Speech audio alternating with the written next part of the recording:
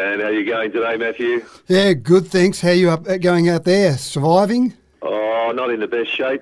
You know, we're getting a few cases, but hopefully things improve. Yeah. But slowly but surely. Yeah. Look, the rumour mill is in overdrive for the latest iPhone, as happens every year. The official announcement date may be the 14th of September, but rumours are swirling. The latest iPhone rumour says that the iPhone 13 or iPhone 12s could have satellite connectivity.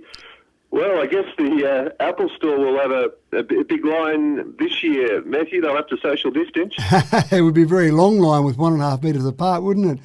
It's a strange old world we're in, but we don't even know what it's called yet. iPhone 13, some people have said, well, they won't want to call it the number 13 because sales in China would plummet with an unlucky number like 13. So it might be the 12S. They might do like Samsung did and they jump straight from 10 to 20. Who knows? But most of the rumours that go around are pretty predictable. It'll have a bigger battery, or the camera will be a bit better, or there's a notch that's going to be a little bit different in size, or here's some new colours. And I go, yeah, here we go again. Apple generating a bit of publicity, calling them rumours, whatever. But the satellite connectivity rumour, I don't know if it's true, Chris, but it would be absolutely fantastic if it was. Satellite phones, and we sell satellite phones occasionally, are a bit chunky, and they're only going to work when you can see the sky, so not inside a building, and the plans are pretty expensive. So you don't sell that many, they're not that attractive. But a phone that was your normal phone that you'd use every day that's connected to the 4G or 3G or even 5G network that also had the ability to go via satellite, now that's something I get pretty excited about because we've got a pretty big country here and there's lots of places in between that don't have reception. So if you had that ability to use satellite in between those areas, yeah, that's something that I could get pretty excited about. Now, the satellite system they would probably use would be one of the low Earth orbit satellite systems. Now, low Earth orbit technically is below 2,000 kilometres, but something like Elon Musk's Starlink system is 550 kilometres above the Earth. And at that distance above the Earth, you wouldn't really notice any latency on a phone call. A geostationary satellite sits at 36,000 kilometres, so they're the NBN satellites, for example, and you definitely notice latency in a phone call at that distance. But at 550 kilometres, then you wouldn't really notice that. So I don't know which of the satellite companies it might be. I don't know whether it's even true, but it sounds pretty intriguing. Now, nuclear power is often discussed as a replacement for coal-fired power stations, but there's a fear factor with uranium.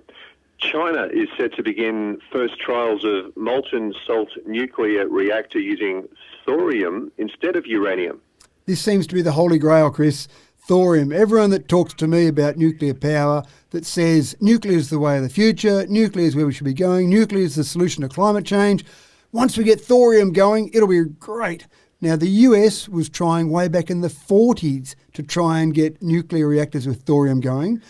They gave up basically by the 70s and said it's all too hard. Even India in the early 2000s were trying to get thorium going because they weren't allowed to get any uranium because people were worried about them turning those into some nuclear weapons. So it was only 2008 that India started to get uranium. So effectively, you've got this whole potential around thorium where people around the world would be much more comfortable with thorium, and China are about to produce their first reactor, only a 2 megawatt reactor, so not big in the whole scheme of things, but if they can get this going, then it opens the door for thorium reactors to be much larger. Now, thorium's got two main advantages over uranium. The first thing is to turn thorium into a weapon is much more difficult. Uranium turning into a weapon, yeah, most countries around the world would probably have the technology to turn uranium into a nuclear weapon at the moment. But thorium is much more difficult. So it's a bit safer to give to different countries. And the second part with thorium is that you're unlikely to have a nuclear meltdown in the same way you have with uranium. One of the challenges for thorium is to get the reaction going is okay, but to keep the reaction going is a bit of hard work, which is why most people prefer uranium. But if thorium can get going, I can see that this will be huge development across the world, Chris, and you'll see lots of power developed across the world with thorium if they can get the model right. Interesting. Now, if you still have range anxiety with an EV, Nissan's new e-Power hybrid tech might be the solution for you. It's locked in for Australia, Matthew. Yeah, that is pretty exciting news, and sometimes we get a bit skipped over for some of the latest EV technology. But in this scenario, they're actually seeing that range anxiety is a real problem here in Australia for what Aussies want. And I actually had a vehicle that was this same concept way back about 2013. There was a Holden Volt, and it only had about a 60 kilometre range, 60 kilometre range. So not very good range in terms of what an EV might do or in terms of a normal car. But what it had was a petrol engine on board. And once you got to the end of your range, the petrol engine would kick in and that would keep you going for as far as the petrol would go, and then you'd fill up at a normal petrol tank or a normal petrol station. So this is the concept with the e-Power hybrid tech from Nissan. They see the success of the hybrid technology of the Toyotas, and they think that Aussies like the idea of hybrid. But this hybrid's a bit different. Rather than the hybrid tech in the Toyotas, where you've got the petrol engine and the electric engine or electric motor combining to give you the power at the wheels and having it recharged by the regenerative braking, this device here gives you all the excitement of an electric car, all that instant torque, the nice quiet driving. But instead of having a big battery on board, it's got a small engine on board, and that engine just runs to charge up the battery. And we've seen this technology in trains for a long time. Diesel electric trains, they're exactly the same concept. They have a diesel engine, it turns away to do one thing and one thing only, produce electricity for the electric motors on the actual wheels of the train. And this is exactly what this new e-Power hybrid tech is going to do. I still like the idea of a full EV car, Chris, but I can see this being a really attractive way of getting people comfortable to the whole EV concept. It's Tech Talk with Mathew Dickerson. Do you clean your teeth for the recommended 2 minutes? No? No. Well, it seems that no one else does either. So maybe you need a fast, lazy way to clean your teeth. And just on teeth, I recently read, I think it was from a respectable Google site, that you shouldn't rinse your mouth after you finish brushing your teeth. You know, you shouldn't do that. I did it for 50 years, and I've stopped doing it recently. I try not to rinse my mouth anymore. Yeah, right. I haven't heard that one. I can't make any comment on that one. But You're a rinser? Yeah, I am a rinser. That's exactly right. Yeah. Don't diss me, please. I'm a rinser. But this concept here, I have heard it talked about by dentists in the past, that 2 minutes, and everyone says, yeah, sure, yeah, I'll do it for 2 minutes. And there was one dentist that was interviewed as part of this story, and they say that all their clients tell them two lies continually. One is that they always floss regularly, and the next one is that they clean their teeth for 2 minutes. And so this concept here is, rather than rely on humans to clean their teeth for 2 minutes and people are in a rush to get out the door and they don't probably do it properly, this particular device looks like a mouth guard, a top and bottom mouth guard. And it's a pretty chunky looking mouth guard with an electric device that sticks out the end of it. But what happens is you put it in your mouth, you put some toothpaste in the actual mouth guard, you put it in your mouth, you turn it on, and for about 20 to 30 seconds, it goes to town on your teeth. But because it's doing all of your teeth at the same time, that actually cleans your teeth just as well as if you cleaned it with a normal toothbrush for, say, the recommended 2 minutes. So it's attractive enough. I'm actually going to go and find one of these online, Chris. It's attractive enough to me. I think this is great. I'm going to actually go and get one and try it.